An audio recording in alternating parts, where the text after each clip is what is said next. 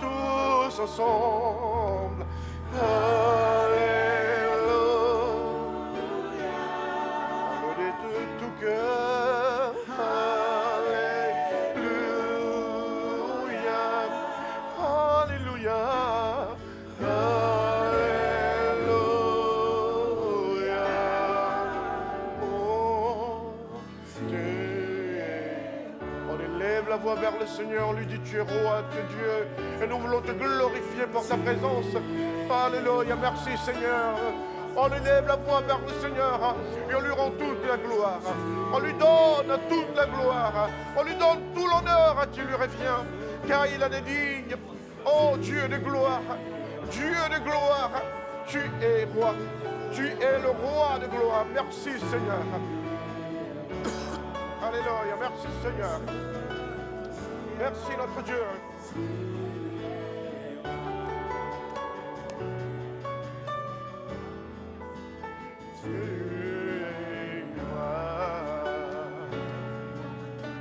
Merci Jésus. Alléluia, merci Seigneur. Merci Jésus. Merci notre Dieu, notre Père. Gloire à toi parce que tu es roi. Amen, amen, amen. On peut acclamer le Seigneur. On peut acclamer le Dieu de gloire, le Seigneur des seigneurs, le roi des rois, le Dieu tout-puissant. Il est glorieux, il est seul, il est unique. Rien ne peut se comparer à lui. Sa grandeur est incomparable. Son immensité est indescriptible. Il est unique dans son genre. Il est le créateur de l'univers tout entier. Il est celui qui veille sur ta vie. Il est celui qui contrôle toutes choses. Il est celui qui est dans les sphères dont ton entendement n'arrive pas à saisir la grandeur et la portée. Il est incomparable. Que le nom du Seigneur soit béni. Amen. Amen, amen, amen. Vous pouvez vous asseoir, mais vous pouvez rester debout. C'est comme vous voulez. Tenez-vous comme il faut. Merci beaucoup. Que le Seigneur vous bénisse. Merci. On remercie le Seigneur pour l'équipe de louanges. Merci en tout cas pour ce que vous faites. Merci, merci, merci. J'espère que vous allez bien. Je m'attendais à ce qu'il y ait un grand nombre de personnes et qu'il n'y ait pas de place parce que c'est la rentrée. Tout le monde est revenu. Et même moi, je suis revenu. Alors oui, c'est vrai que ça fait une semaine déjà qu'on est en plein pied dans tout ce qui concerne la rentrée. Et puis voilà, les parents s'activent au niveau professionnel, à tous les niveaux de notre vie.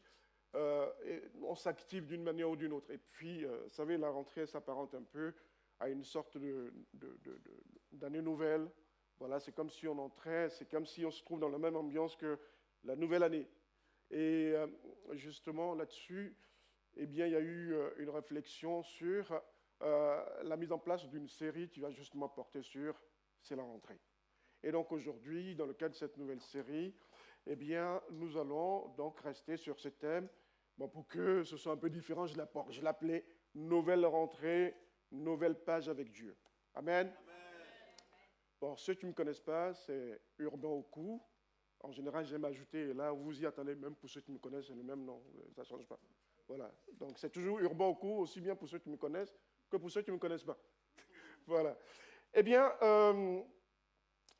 et donc, comme je le disais, effectivement, durant cette période de rentrée, effectivement, certains eh bien, sont rappelés un peu à leurs souvenirs, un peu comme nous, hein, on se dit, ah ouais, à cette époque, voici ce qui se passait. Bon, alors d'autres, ils n'en ont rien à faire, parce qu'en réalité, ce sont les souvenirs qui ne rappellent pas de bonnes choses, donc ils préfèrent penser à autre chose.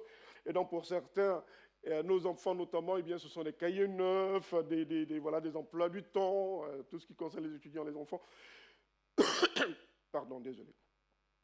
Eh bien, pour d'autres également, au niveau du boulot, par exemple, c'est la reprise, ça en fait des réorganisations. Et puis, donc finalement, c'est une période où on essaie de faire une sorte de bilan, on se projette, on fait des projets, des programmations, pour essayer de voir, pour essayer de s'en sortir au mieux. Et puis, voilà, on se dit, écoute, cette fois, bah, je vais recommencer, je vais partir sur de nouvelles bases. Oui, parce que c'est la rentrée, je profite de cette rentrée pour partir sur de nouvelles bases. Si vous dites cela, vous avez raison. Si vous ne vous dites pas cela, faites-le. Je crois que c'est une très bonne chose. Eh bien, désolé.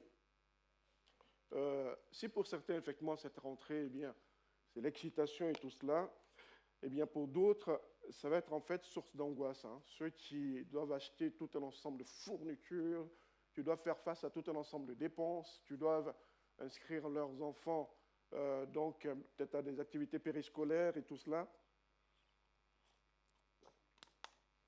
qui doivent inscrire leurs jumeaux et leurs petits frères à différentes activités. Et donc, ça devient en fait une source d'angoisse.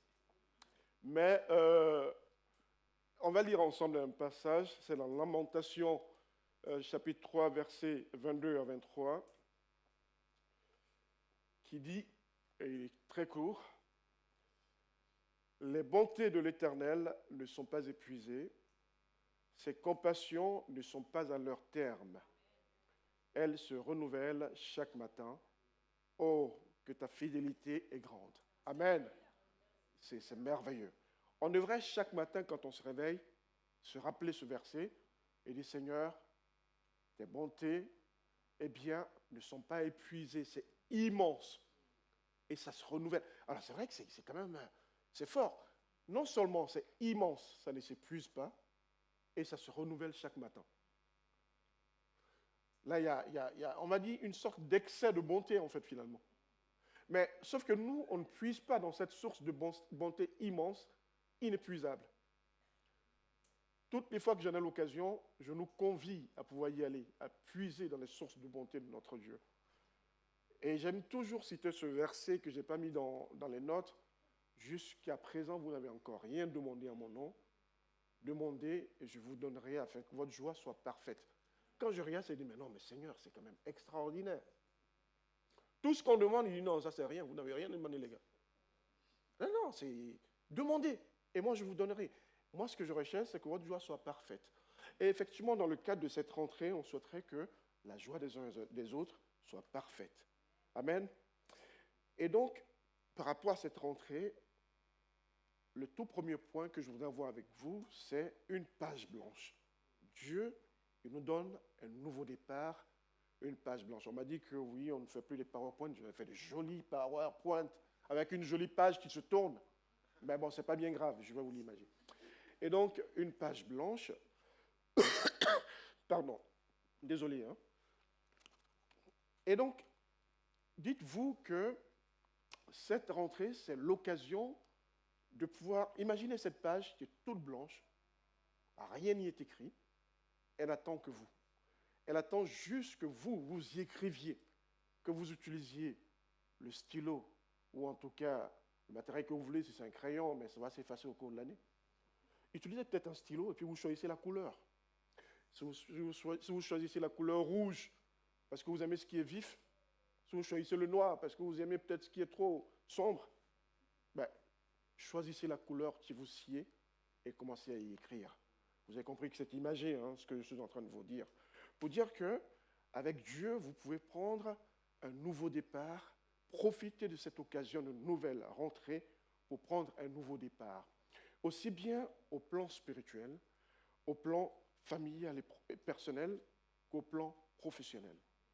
Au plan spirituel, peut-être que l'année passée a été marquée par des ratures sur le cahier que vous aviez, c'est-à-dire que vous avez fait des erreurs. Eh bien, vous êtes tombé à certains égards. Vous vous êtes demandé si vous allez y arriver. Vous avez prié, vous n'y êtes pas arrivé. Il y a eu beaucoup de ratures.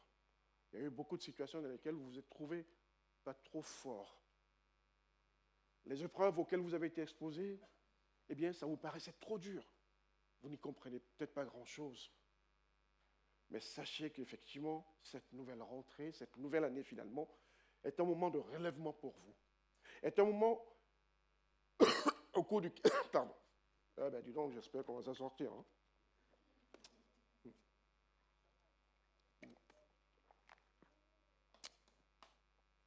Voilà, ça se trouve que vous avez pris des résolutions, vous vous êtes dit, écoutez, voilà, et ça c'était peut-être en janvier, hein, on est juste en septembre, mais en janvier vous vous êtes dit, cette année, je jeûne 7 jours sur 7, et puis j'essaie de réfléchir à quand je vais manger. et vous vous êtes rendu compte que vous avez mangé 8 jours sur 7 et vous n'avez pas jeûné du tout. Bon, vous vous êtes dit, cette année, ça y est, je prie avec ma famille tous les jours, dès 4 heures du mat. Et vous vous êtes rendu compte que jusqu'à 10 heures, vous n'êtes même pas encore prêt pour aller au boulot. Et c'est l'occasion de pouvoir tout rattraper, mais avec le Seigneur.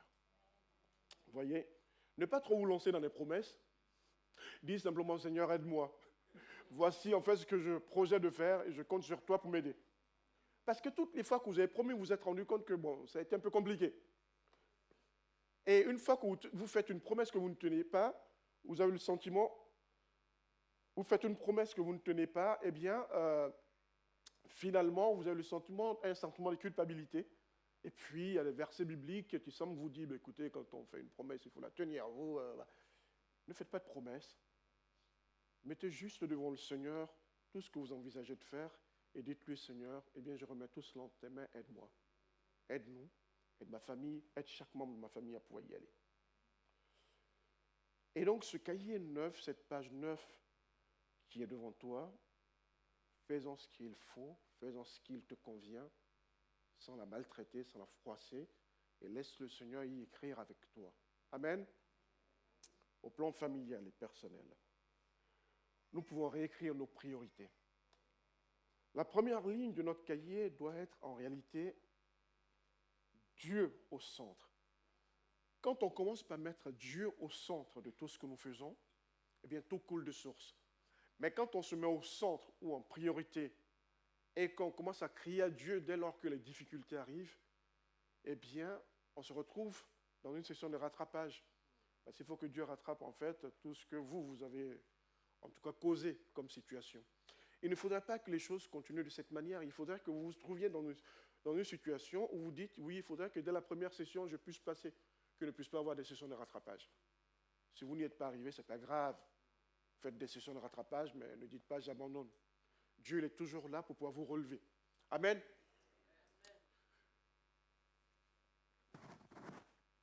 Et donc, nous allons changer le cap.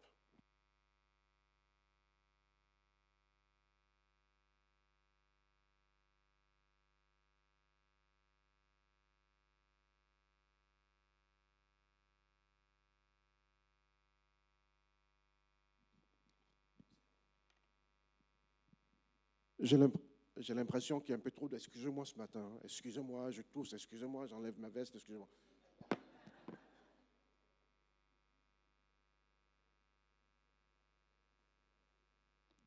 Bon alors c'est fini, je ne m'excuse plus. Allez, c'est parti. Ne m'excusez pas, on continue. Voilà, donc effectivement, on se retrouve dans ce moment qui est assez délicat pour nous. Et il faudrait que nous puissions tout mettre donc globalement de tout ce que je suis en train de dire, qu'on mette tout devant le Seigneur, et puis que tout puisse aller. J'ai l'impression que le fait d'avoir changé le micro a changé également ma voix et ma manière de parler. Vous voyez, je suis un peu plus en confiance, c'est un peu plus... Voilà. Et au plan professionnel, effectivement, et scolaire, hein, pour ceux qui vont à l'école, eh bien, même après un échec, Dieu il offre en fait des opportunités de recommencer. Il ne faudrait pas que l'échec soit pour nous en fait une phase dans laquelle on se trouve, on se dit oui, effectivement, je ne suis rien, je ne vaux rien. Ne vous martyrisez pas, ne vous flagellez pas, auto-flagellez. Il faudrait que vous puissiez saisir toute opportunité, quelle qu'elle soit, pour pouvoir aller de l'avant. Il n'y a rien de perdu. Aussi longtemps que nous sommes en sa présence et avec lui, tout est possible. J'ai même envie que nous puissions dire ensemble, avec Dieu, tout est possible. On le dit ensemble, avec Dieu, tout est possible. Avec Dieu, tout est possible. Ça, il faudrait qu'on le dise, qu'on le réalise.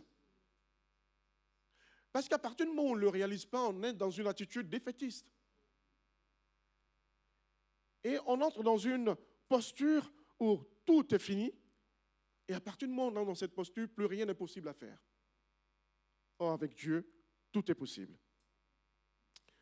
Et donc, la question à se poser en réalité, c'est quelle sera la toute première phrase que tu écriras dans ce cahier spirituel? Quelle sera la manière dont tu vas aborder cette année en réalité? Est-ce que ce sera une phrase d'encouragement que tu vas te donner, un peu comme celle-ci? Est-ce que, en fait, ce sera une phrase qui est tournée vers de nouveaux défis ou alors un simple résumé de ton passé? Un peu comme quand vous revenez de vacances, hein, pour la plupart, vous êtes revenus de vacances, on a tendance à dire, oui, oh là là, quand j'étais parti, waouh, il y avait la mer, il y avait ceci, il y avait cela, et en réalité, on le regrette parce qu'on est dans un autre décor qui n'a plus rien à voir avec ce qu'on a vu. Quand vous faites cela, vous vous martyrisez vous-même. Il faudrait que vous puissiez entrer dans une nouvelle perspective.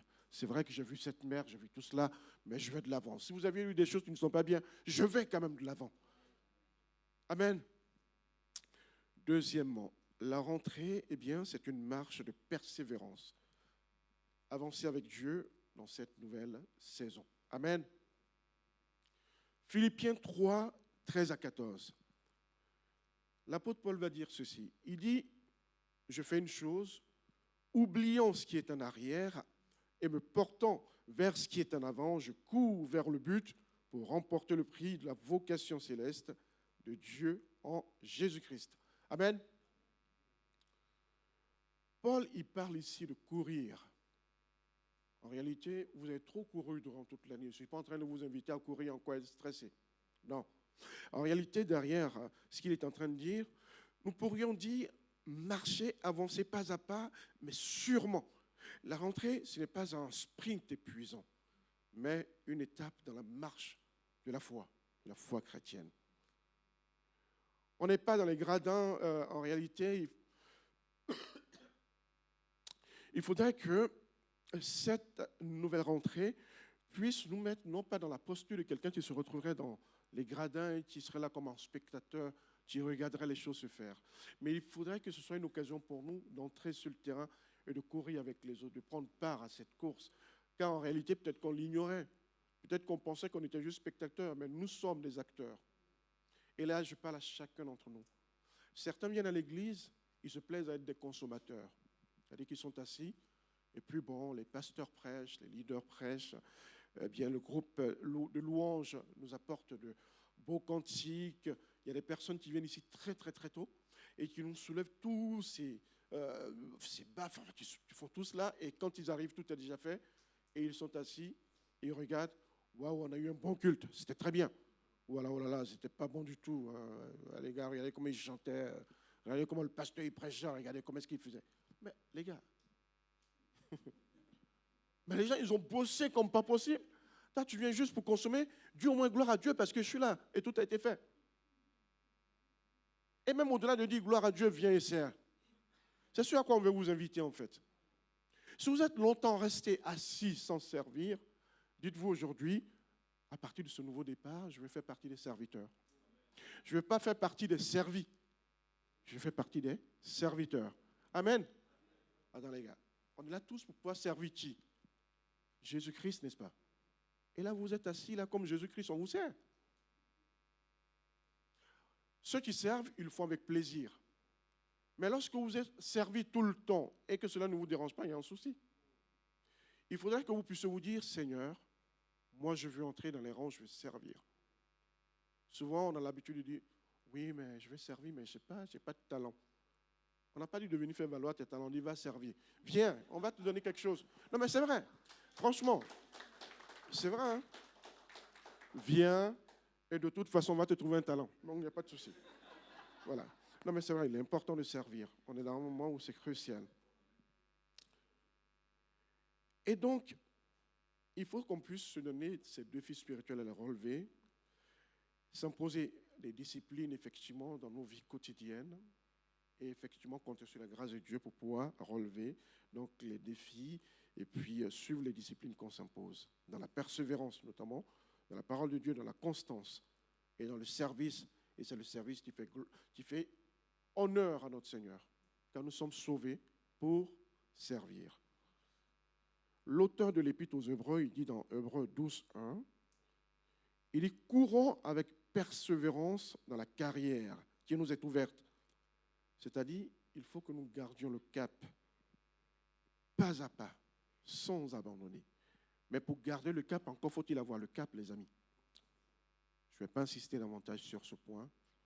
Venez et servons ensemble, et le Seigneur n'en sera qu'honoré. Amen.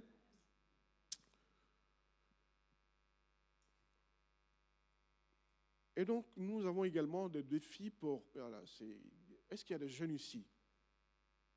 Il y a des jeunes, oui, levez bien là, les doigts. Ouais, merci. Alors, je suis même étonné. Je suis étonné de voir que certains ont leur bras qui n'est pas soulevé. Alors, Véronique, on la touche, elle dit, non, non, non, je suis plus jeune. Vous savez, si je prends une personne qu'on considère comme n'étant pas jeune, et puis je commence à la regarder, je dis, mais espèce de vieux ou vieille. Bon, en même temps, j'ai mis espèce, donc ça fera forcément mal. Ça ne fera pas plaisir. Donc, je pense qu'en réalité, la jeunesse doit se trouver dans l'esprit, dans notre mode de vie. Alors, il ne faut pas qu'on se flatte non plus. Bon, à un moment donné, on se dit, je sais que je ne suis pas tout à fait jeune et tout cela. Mais tout ce que je veux vous dire, c'est que ces jeunes gens qui ont un défi à relever, eux, au cours de cette année, il faudrait que ce défi, je suis là, ils le tiennent. Ceux qui ont été envoyés donc, dans des universités, dans des établissements, dans des écoles, ils ont des défis à relever. Ils doivent tenir face aux pressions quotidiennes. Vous savez, je me rappelle, et j'étais en train de dire justement cela à Véronique, je sais que certains ils étaient en train de se dire, mais à quel moment il va dire Véronique? Parce que je le dis à toutes mes prédications. Voilà, donc je lui disais, mais il dit, mais le Seigneur m'a quand même préservé, parce que quand j'essaie de regarder en arrière, je me rends compte que j'ai toujours eu des amis, alors que j'étais au collège et que j'ai connu le Seigneur depuis le collège. J'ai toujours eu des amis qui étaient des personnes qui fumaient, en fait, des produits stupéfiants, qui avaient une vie un peu bizarre. Et puis, en tout cela, eh bien, passaient tout le temps se moquer de moi pour dire, ouais, le chrétien, parce que je passais le temps à évangéliser à l'école. Et puis, bon, voilà, c'était une facilité pour moi parce que c'était des amis, et donc, du coup, je n'avais pas peur, je leur parlais du Seigneur. Mais c'est une pression constante. Parce que quand vous vous trouvez, quand nos enfants, quand les jeunes se retrouvent dans un groupe où tout le monde fume et qu'eux, ils doivent tenir le cap, ils ne fument pas, c'est une pression. Alors, ce n'est pas que les enfants, là on dit, c'est bien, mais même quand on se retrouve dans le travail et que tout le monde est en train de critiquer tout le monde, on se dit, ah ouais, si je ne dis pas un mot sur lui, on m'a dit que je ne suis pas dans le lot. C'est une pression. Donc, il faudrait véritablement que, quel que soit... Oui. Ah, ça stresse ma femme que ce soit... Ouais. Merci. Merci. Voilà. Ouais. Elle veut voir son mari en beau gosse comme ça tout le temps. Ouais. Voyez. Et donc, véritablement, il faudrait qu'on puisse, en dépit de toutes les pressions qu'on peut avoir, qu'on puisse tenir le cap. Il faut garder son intégrité, il faut avancer avec sérieux. Voyez. Des défis sociaux et matériels. Il faut apprendre à être équilibré. Trop de travail et la famille souffre. Trop de soucis matériels et l'âme se dessèche. Trop de distractions et les études s'effondrent. La vraie course, c'est d'avancer en tenant ensemble tous les domaines sans qu'aucun n'écrase les autres. Amen.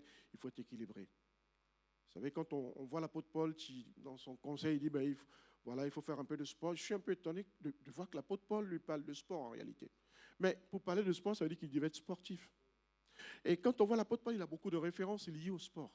Il dit, quand on voit dans 1 Corinthiens 9, ça je ne l'ai pas mis dans les notes, dans 1 Corinthiens 9, 24 à 27, il dit, écoutez, regardez tous ceux qui sont dans le stade, et courent tous, mais ils le font pour pouvoir donc gagner une couronne qui, elle, sera corruptible. Vous, courez, pour une couronne incorruptible. Dis-moi donc que je cours, non pas comme à l'aventure, c'est-à-dire que je cours non pas comme n'ayant pas de but, je cours pour pouvoir atteindre le but céleste. Je frappe non pas comme battant l'air, c'est-à-dire que je vise véritablement mon adversaire et je frappe juste. Et disant tout cela, je tiens mon corps assujetti fermement pour ne point pécher contre toi. Et c'est ce que nous devons dire. Cette nouvelle année, on doit dire si effectivement j'ai failli en certains domaines, il faudrait que je puisse tenir ferme en lui. Amen. Tant que les yeux sont fixés sur Jésus-Christ, ton passé ne peut pas te retenir et ton présent ne peut pas t'écraser. Tu ne peux qu'avancer résolument vers la voie que le Seigneur trace devant toi. Amen. Et donc cette année, il ne faudrait pas stagner, mais il faut avancer résolument vers la sainteté, vers ton appel, vers ton Sauveur. J'ai envie de revenir un peu, je ne sais pas s'il y a des étudiants là, mais je reviens un peu sur cela. Parfois, on s'y prend un peu mal. S'ils ne sont pas là et qu'ils ont des parents qui sont là, vous allez leur apporter ça après. Pendant toute l'année, on s'investit pour les choses de Dieu, c'est très bien. Ou on s'investit pour d'autres choses, c'est excellent. Mais il ne faudrait pas que ce que nous faisons à côté de nos études, eh bien, puisse écraser nos études. Le Seigneur nous appelle à être à la tête et non pas à la queue. C'est vrai que c'est une pression, mais ça, c'est sûr à quoi il nous appelle. Il ne faudrait pas vous dire, je suis un enfant de Dieu, Dieu sera avec moi tout le temps. De toute façon, c'est pour lui que je travaille. Donc, à l'examen, il sera là. Vous ne bossez pas, vous n'étudiez pas, et puis le jour de l'examen, à une semaine, vous avez une forte pression, vous vous rendez compte qu'il y a tout un ensemble de choses, vous priez en langue, et vous allez passer en classe supérieure. Ce n'est pas possible. Ça doit être une constance, les amis. Une constance. Il faudrait que, de manière constante, vous puissiez vous imposer cette discipline. Appliquez effectivement votre vie à cette discipline, aussi bien pour le Seigneur que pour ceux en quoi vous êtes engagés, pour votre travail, pour votre école, pour vos études. Et le Seigneur, il agira. Amen.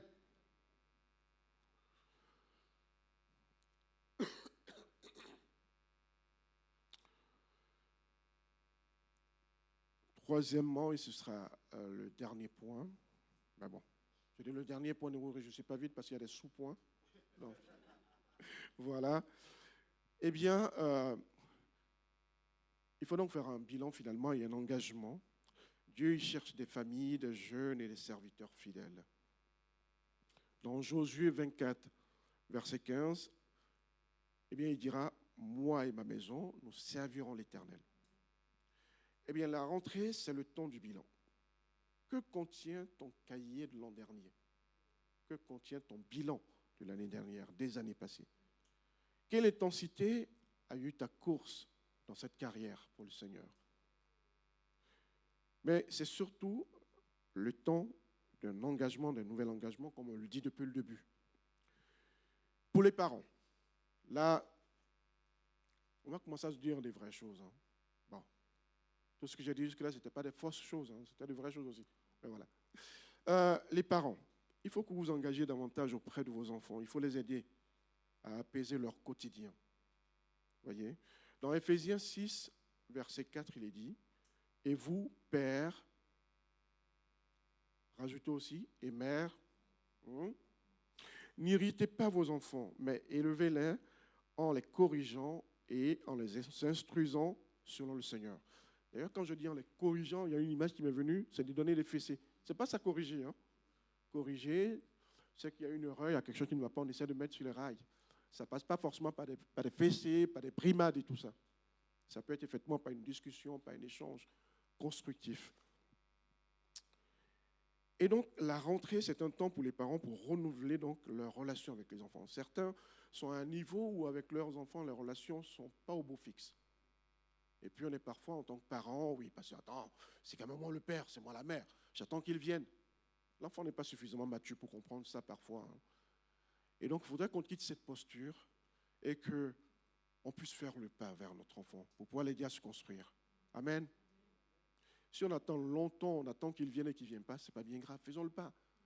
Ça ne nous diminue pas, bien au contraire, ça nous grandit. L'enfant, il voit que nous sommes capables d'être humbles. Voilà. Il sait que ce n'est pas parce qu'on a fait ça qu'on ne sera plus le père ou la mère. Hein. On demeure le père, on demeure la mère. Mais on lui montre quelque chose, on lui montre qu'on est humble, qu'on est capable de faire le pas et de pouvoir donc demander à avoir une réconciliation et tout cela.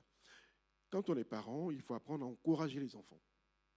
Voilà, il ne faut pas donc les rabaisser constamment avec des phrases de type « ouais, bon, ben voilà ». Il vous ramène en fait une note, vous dites « ouais, bon, tu aurais pu faire mieux. Hein, ça, ouais. » Non, mais apprenez déjà à dire « oh là là, c'est excellent ». Moi, je suis... Mais nos enfants, quand on leur dit « waouh, c'est très bien ce que tu fais », je vois leur visage qui s'illumine. Bon, alors on me dira qu'ils sont tout petits encore. J'espère que quand ils vont grandir, je continuerai comme ça. Mais bon, dès qu'ils font un truc, alors parfois ils font des dessins qui ne sont pas trop jolis, je leur dis « waouh, qu'est-ce que c'est magnifique !» Et ils sont contents. Il y en a un qui m'a fait un rhinocéros, je ne sais pas à quoi ça ressemblait. Je lui dis « qu'est-ce que tu as fait? C'est une case ou un camion ?» Il dit « mais papa, c'est un rhinocéros !» Il dit « waouh, qu'est-ce que c'est beau !» Et il était tout content. Mais faisons ça même avec les grands enfants, les amis. Bon, c'est vrai que si l'enfant il arrive avec une note comme 0, on ne va pas dire « qu'est-ce que c'est beau !» Bon, voilà, il faut savoir encourager. Vous voyez? Donc voilà. Il faut savoir valoriser nos enfants. Il faut nous impliquer auprès d'eux. Hein. Il faut que les parents puissent s'impliquer. Il faut les aider dans leurs devoirs. Alors quand je dis aider dans leurs devoirs, on pense à des petits-enfants, mais même ceux qui ne sont pas petits, ceux qui sont même au lycée, ceux qui sont même à l'université, qui vivent avec nous, il faut les aider dans leurs devoirs. Alors vous allez dire, mais oui, mais moi je ne suis pas allé à l'école, ou alors je ne suis pas allé trop loin dans les études. Mais les amis, je ne vous ai pas dit d'écrire avec eux. Hein. Les gars, ils vous donnent des calculs mathématiques d'une manière qui casse la tête. Vous n'allez pas entrer dans ça, vous ne comprenez même pas ce qui se passe. Non, l'idée c'est de rester à côté d'eux, de peut-être, c'est bon, tu as pu faire tes devoirs, tu t'en sors, ça se passe bien. À tel endroit, bon, écoute, vas-y, écoute, fais des recherches. On a les moyens, on a les mots qu'il faut pour pouvoir aider, pour pouvoir réconforter, pour pouvoir encourager, même quand on ne comprend pas ce qu'ils font. Vous voyez? Et il faut qu'on puisse avoir la capacité de faire cela. Vous ne l'imaginez pas, mais ça a tellement une telle force. La dernière fois, j'étais devant la télé, là, et je vois une journaliste qui disait, c'est une émission où ils font appel parfois à des psys et tout, et un psychiatre qui était en train d'expliquer une situation, et il disait, il faut savoir encourager en fait. Et elle dit, mais oui, mais tu as raison. Pas plus tard que la semaine dernière, quand mon père m'a dit, alors que c'est une dame d'un certain âge, hein, quand mon père m'a dit, je suis fier de toi, waouh, ça m'a inondé de joie, j'étais comme une petite fille. Mais c'est vrai, les amis. Apprenons à dire à nos enfants que nous sommes fiers d'eux. Quand ils font de bonnes choses, bien sûr. Quand ils font des choses qui ne sont pas bien, il faut aussi apprendre à pouvoir les reprendre avec des mots qui sont justes. Amen. Il faut que nous soyons des modèles pour nos enfants. Il faut être des modèles pour eux. Car la première école, c'est en réalité notre vie. Hein. C'est notre vie. Mes enfants, toujours pour prendre cet exemple, depuis un certain moment, ils ont une manière de rigoler. Ils font... Il dit, arrêtez, c'est quoi le truc? Il dit, mais papa, on rit comme toi. Il dit, ah bon, c'est comme ça que je ris. Bon. Donc, je me suis dit, bon, je vais revoir ma manière de rigoler. Je dis, on va revoir ça, hein, parce que si c'est comme ça que je rigole, il y a un souci. Donc, voilà. Donc, nous sommes la première école de nos enfants. Voilà. Ouais. Donc, il faut que nous ayons en fait des relations, voilà, en tout cas, de cohésion avec eux, même si les relations sont difficiles. Voilà, c'est le moment en tout cas de repartir de zéro. D'accord? Et de tout remettre à plat pour pouvoir repartir de zéro avec nos parents. Le plus beau diplôme en tant que parent que les enfants puissent recevoir, ce n'est pas l'école en tant que telle, c'est de voir nos vies comme de véritables modèles de foi. Je l'avais déjà dit une fois ici, mais bon, comme tout le monde n'était pas là, je peux le redire, on ne m'a pas dit que je radote. J'ai été un jour frappé de quelque chose, j'ai eu honte en fait. C'était dans une assemblée, ce n'était pas ici, hein, donc voilà, ne cherchez pas la personne. Eh bien, il y avait un père qui, quand il va à l'église, il est là comme ça. Bonjour frère. Et là, je ne sais plus ce qui se passait entre sa fille et lui, dans un coin là, et puis il lui parle, et puis... Il dit, oh papa, arrête, à l'église, tu fais comme si tu es saint ou machin, à la maison, tu es différent. J'ai entendu, il m'a regardé, j'ai fait comme si je n'ai pas entendu.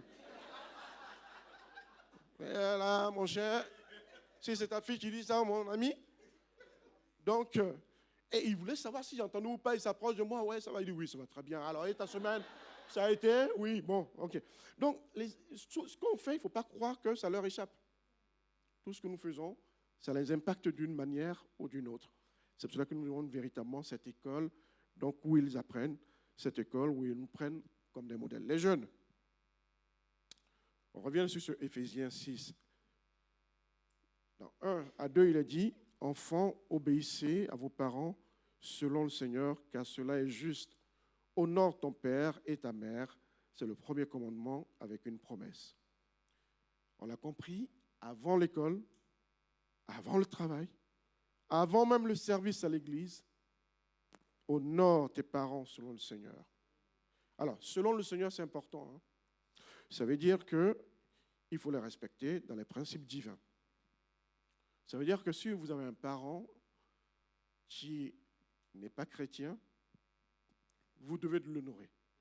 S'il est chrétien, vous devez de l'honorer. Mais si par exemple, votre père ou votre mère vous dit, eh bien nous avons une cérémonie à faire par rapport à la famille et chacun doit boire une sorte de substance bizarre, machin, tu dois dire, père, je suis désolé, eh bien je suis enfant de Dieu. Vous voyez? Vous l'honorez jusqu'à la limite, effectivement, de la violation de la parole de Dieu. Et honorer, eh bien, son père et sa mère, c'est source de longévité. Alors quand je dis enfants, ce n'est pas juste les tout petits enfants, nous sommes tous enfants d'une manière ou d'une autre. Si on a encore des parents vivants, honorons-les, les amis. Amen. S'ils sont nos parents. Hein. Voilà.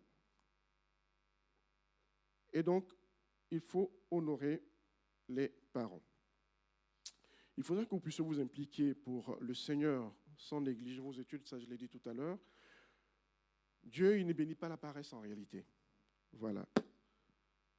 La prière ne remplacera jamais le travail. Il faut travailler dur et compter sur la grâce de Dieu. Alors, en général, quand on parle comme ça, il y a des personnes qui disent oui. Et ça, je l'ai entendu une fois, quelqu'un qui prêchait, j'ai dit, mais pourquoi il fait ça? Il dit, oui, c'est pour ça que la Bible dit, aide-toi, le ciel t'aidera. Il n'y a aucun verset qui a dit ça. Non, la Bible n'a jamais dit ça. Même si on comprend la philosophie qui est derrière. C'est vrai qu'il ne faut pas être paresseux, il ne faut pas rester comme ça en comptant que sur la grâce de Dieu. Il faut se donner, le Seigneur, effectivement, fera les choses en son temps. Amen. Pour ce qui est de la foi, il faut l'exprimer sans honte.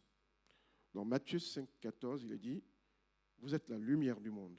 Et donc, il ne faut pas cacher la foi, il ne faut pas cacher ta foi, il faut être véritablement cette lumière qui brille, cette lumière qui éclaire les autres. Amen. Pour revenir un peu sur la tentation et les compromis dont j'ai parlé il y a quelques minutes. La Bible dit dans 1 Corinthiens 10, 13, « Aucune tentation ne vous est survenue qui n'ait été humaine. Et Dieu qui est fidèle ne permettra pas que vous soyez tentés au-delà de vos forces. Mais avec la tentation, eh bien, il préparera aussi le moyen d'en sortir afin que vous puissiez la supporter. » Pour le coup, ce verset ne s'applique pas qu'aux jeunes, ça s'applique à tout le monde, bien sûr. Nous devons savoir qu'il n'y a aucune tentation face à laquelle on dira « Oh là là, c'était tellement fort. Seigneur, toi-même, tu as compris. » Non, le Seigneur a juste compris que tu n'as pas voulu résister. Dieu dit, quelles que soient les tentations, si vous voyez une tentation qui est tellement forte et vous pensez qu'elle est inhumaine et que vous pensez que vraiment personne ne peut s'en sortir, ça veut dire qu'en réalité, vous avez une force en vous. Puisque si vous êtes soumis à une telle tentation, Dieu dit que vous pouvez vous en sortir. C'est-à-dire que vous ne réalisez pas la force que vous avez. Vous ne réalisez pas la personnalité que vous avez. Vous ne réalisez pas votre état spirituel. Dieu dit, quelle que soit la tentation, eh bien vous pouvez toujours vous en sortir. Amen. Oui, tu seras confronté donc aux tentations et aux pressions. Quand on prend par exemple les jeunes pour revenir vers eux, une colocation aux intentions douteuses. Tu sais bien que la personne vient que tu sois son colocataire et vous êtes de sexe opposé. Tu sais bien ce qui va se passer derrière et tu te dis non, je n'ai pas le choix. Oh. Si, tu as le choix. Tu as le choix. Voilà. Le Seigneur ne permettra pas que tu restes dans une situation où tu restes à l'abandon. Il trouvera toujours une solution. Et toutes les autres pressions dont on a parlé, comme la fumée, enfin, la boisson, enfin, toutes sortes de pressions, il faudra résister à cela. Amen. Aujourd'hui, je parle un peu lentement, j'espère que ça va là. Hein. Voilà. Eh bien, ta rentrée, ce n'est pas seulement une rentrée scolaire, une rentrée académique, mais c'est une rentrée que tu dois faire avec toute ta vie elle-même. Une rentrée que tu dois impliquer toute ta vie, eh bien, aussi bien pour toi-même que pour le Seigneur. Amen. Et puis, on va revenir sur les serviteurs et ce sera le dernier point.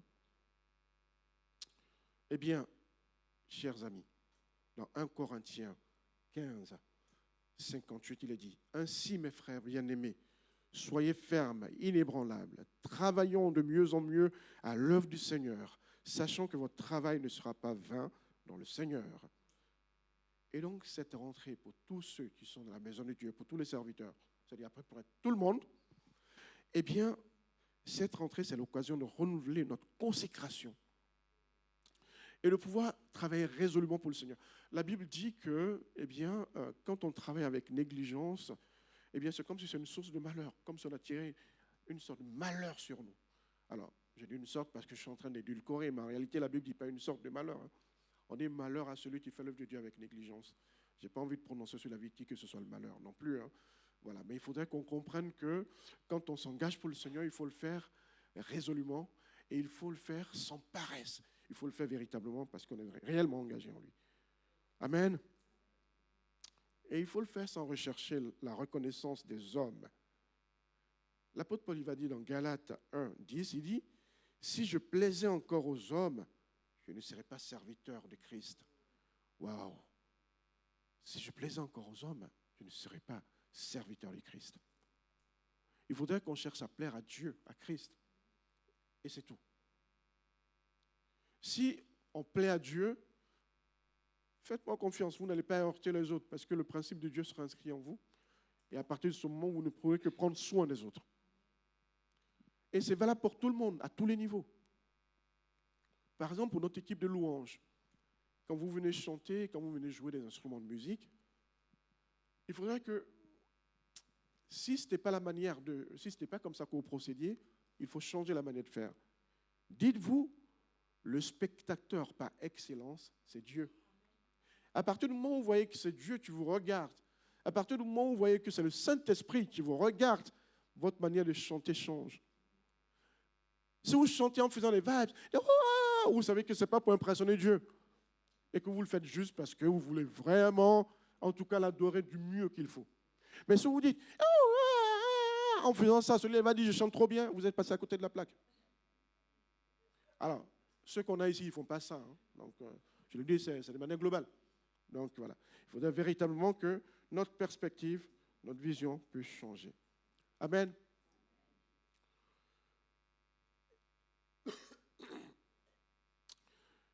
Il faudrait qu'on puisse servir avec constance. On a beaucoup de personnes qui changent de service, qui arrêtent en cours de chemin, qui laissent tomber.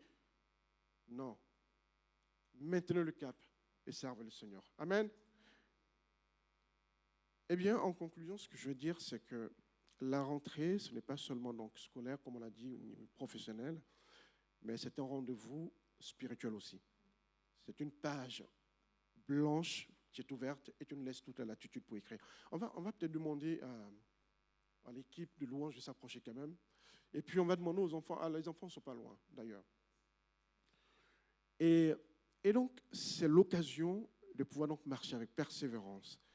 Il ne faut pas laisser cette rentrée être une répétition de l'année passée, mais il faut que ce soit l'occasion pour toi de pouvoir donc saisir de nouvelles opportunités. Amen. On va prier. On va prier. On va demander au pasteur Yves, d'ailleurs, de s'approcher, et aux différents leaders, d'ailleurs, hein, voilà, de s'approcher. Yves, Kata, vous pouvez venir. Eh bien, si tu es prêt, tu peux venir. Vous pouvez venir. On va s'approcher. On va essayer de prier. On ne va pas essayer, on va y arriver, on va prier. Prier. Alors, est-ce qu'il y a des parents ici présents? On va demander aux parents de se tenir debout. On va prier pour les parents. Je vais laisser le soin au pasteur Yves de pouvoir donc... Les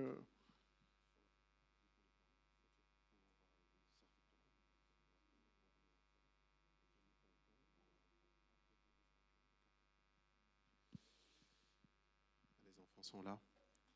Bienvenue. Bienvenue les enfants.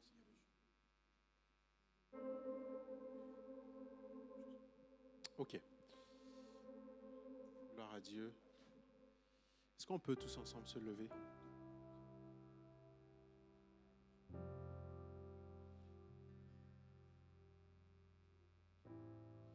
Alléluia. Ça va les enfants?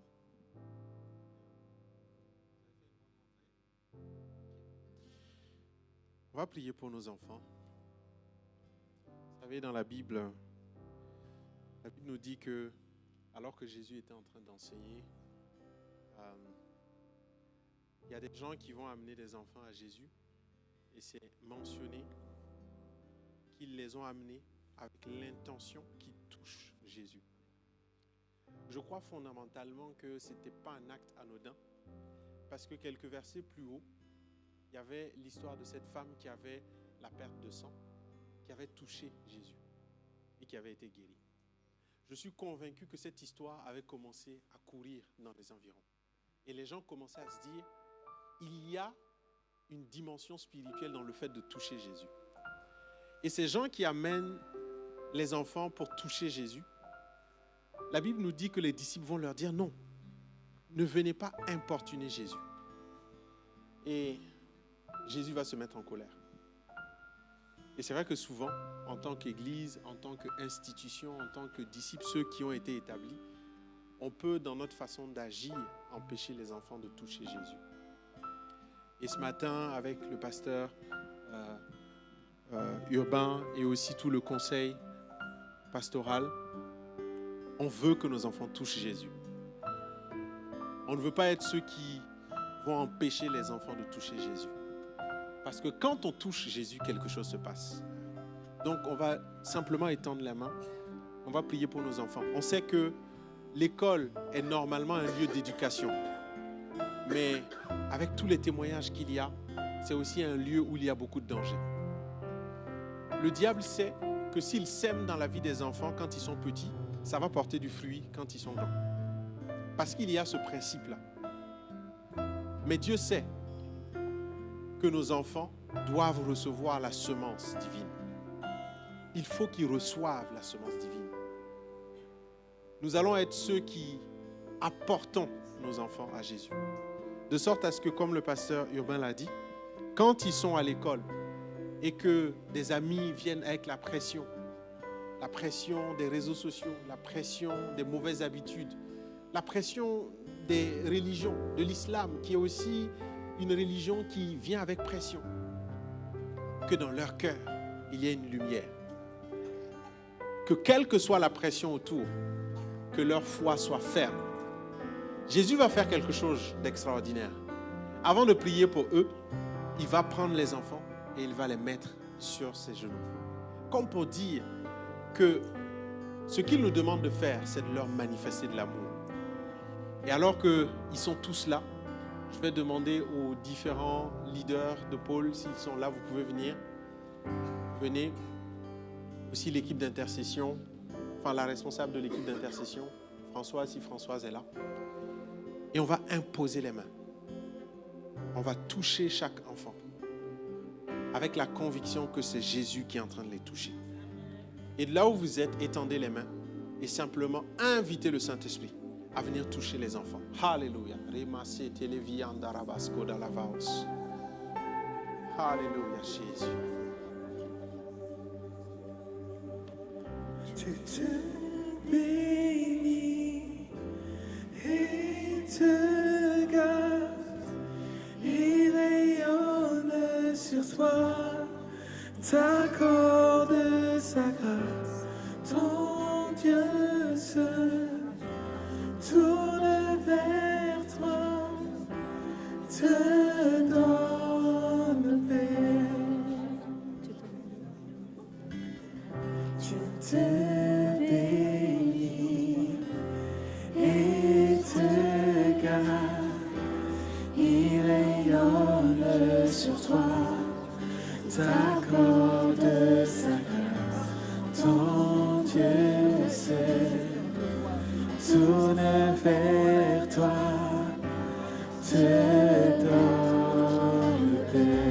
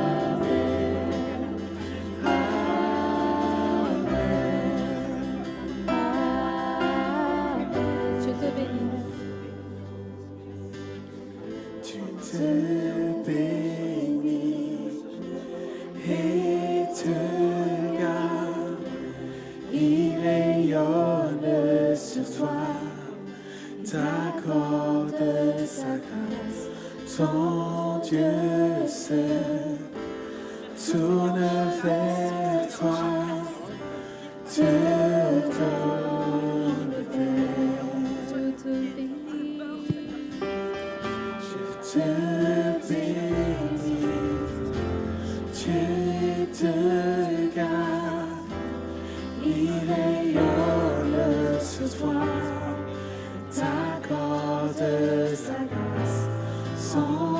Dieu se tourne vers toi, devant le Père.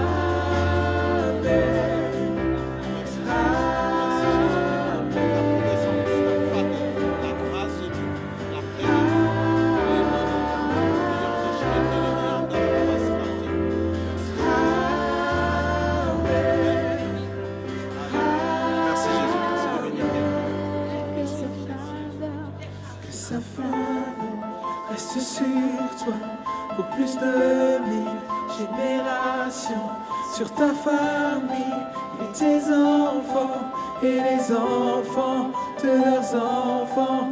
Que sa présence t'environne là avec toi, à tes côtés, qu'elle t'inonde et t'entoure. Il est pour toi, il est pour toi, dès le matin jusqu'au coucher, à chaque pas, veillons sur toi. Seigneur, je veux déclarer ta bénédiction sur chacun de nos enfants. Par l'autorité au nom de Jésus. Que les anges les accompagnent. Que tout plan de l'ennemi contre eux soit brisé dans le nom de Jésus. Je veux déclarer qu'alors qu'ils sont à la cour de récréation, à l'école, que les anges les environnent. Je brise tout esprit de harcèlement scolaire. Je brise toute influence négative dans leur vie. À cause de ce qu'ils t'ont touché, leur vie ne sera plus jamais la même. Nous savons que l'ennemi intente des plans contre eux. Mais dans le nom de Jésus, ils sont en échec. Seigneur, ils sont bénis à leur aller. Ils sont bénis à leur retour. Nous prions pour leurs encadrants. Nous prions pour des encadrants qui sont touchés par le Saint-Esprit. Pour des enseignants qui sont saisis par la présence de Dieu. Quel que soit ce qui sera enseigné, leur cœur sera affermi en toi. Quel que soit ce qui sera enseigné, leur cœur sera rattaché à toi. Merci parce que tu les bénis. Seigneur, nous déclarons que leur vie t'appartient. Nous déclarons sur leur vie la bonté de Dieu. Seigneur, nous déclarons la paix de Dieu. Seigneur, qui grandissent en sagesse, qui grandissent en stature, qui grandissent en grâce, dans le nom de Jésus. Ils seront la tête et non jamais la queue. Si certains ont des difficultés, dans quelque matière que ce soit, je prie que dans le nom de Jésus, de la même manière que tu as donné un esprit supérieur à Daniel, à Shadrach, à Meshach et à Abednego, je déclare une intelligence divine dans la vie de nos enfants. Ils seront la tête et non jamais la queue. Quelles que soient les circonstances par lesquelles ils passent, je vais déclarer cela dans le nom de Jésus. Et dans cette rentrée, elle ne sera plus jamais pareille. Leur vie ne sera plus jamais pareille. Alléluia. Est-ce qu'on peut chanter ensemble? Amen, amen.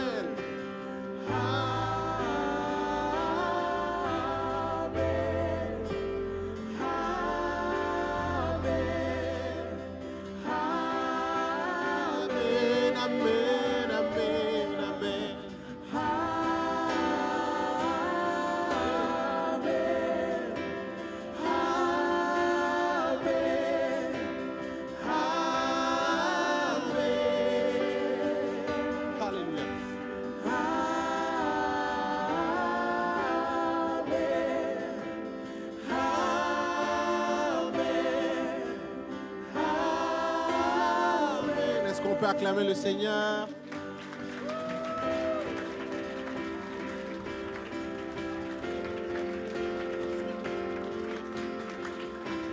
Est-ce qu'on peut encore acclamer pour nos enfants?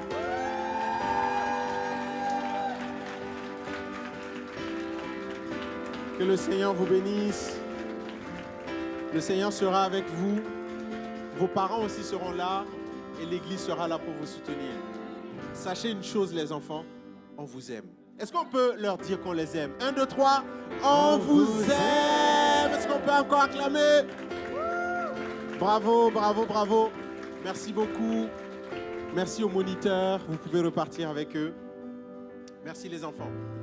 Sous les ovations, on vous laisse sortir. Amen. OK.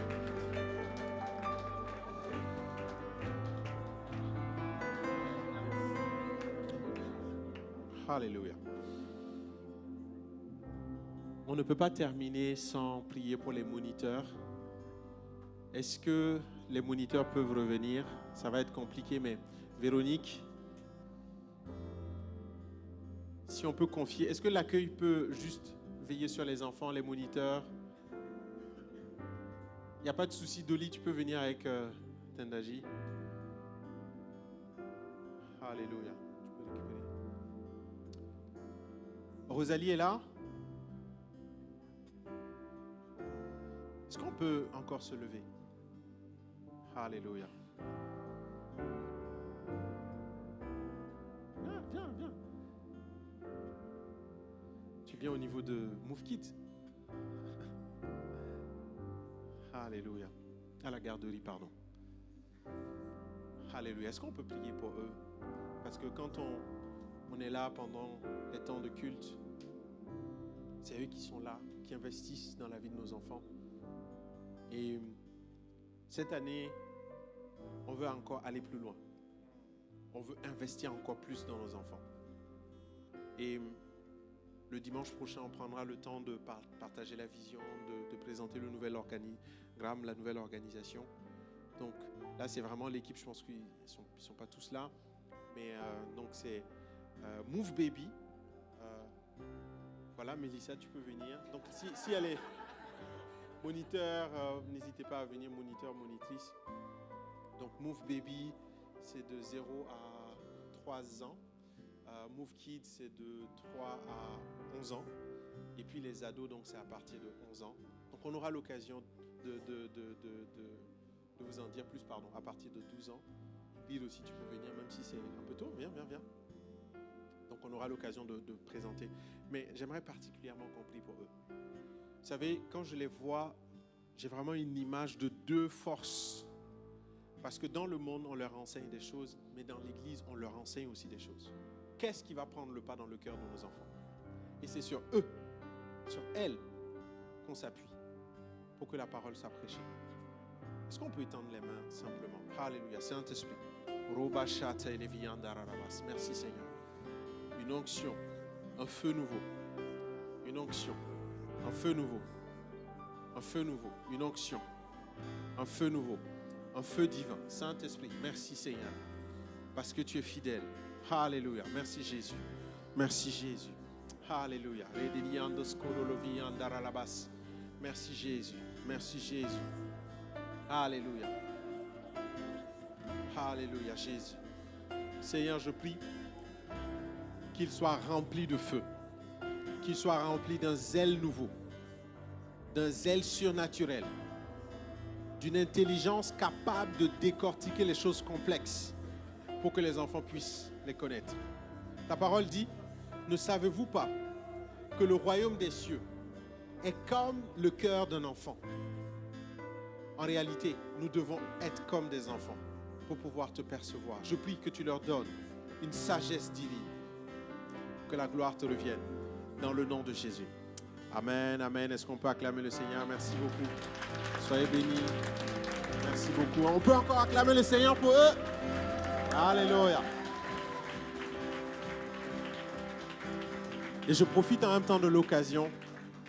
Si tu as le cœur pour servir parmi les enfants, c'est maintenant. Le pasteur l'a dit, c'est une nouvelle page et c'est une page d'engagement. Il faut que tu t'engages. Il faut vraiment que tu te laisses utiliser par le Seigneur. Avant de t'asseoir, on va finir en priant pour les parents. On a prié pour les enfants, pour les moniteurs, mais les parents aussi sont importants. Si tu es parent, je vais simplement t'inviter à poser la main sur ton cœur. Il y a une chose que le pasteur Urbain a dit tout à l'heure qui m'a vraiment touché, c'est que nous sommes la première école de nos enfants. Il y a des choses que nos enfants vont apprendre à l'école. L'école de la République. Mais celle qui va avoir un impact sur leur vie, c'est notre vie. Nous devons avoir une vie qui inspire nos enfants. Est-ce qu'on peut simplement dire, Seigneur, viens m'aider. Viens m'aider à être un modèle.